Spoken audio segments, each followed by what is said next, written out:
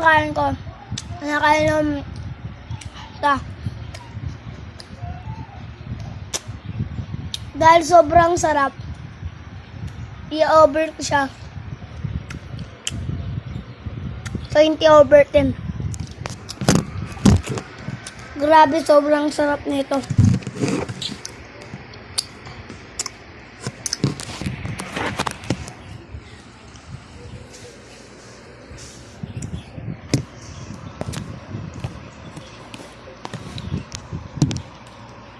Yan.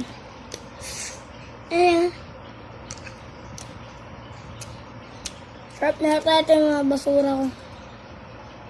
Tatapon ko rin yan.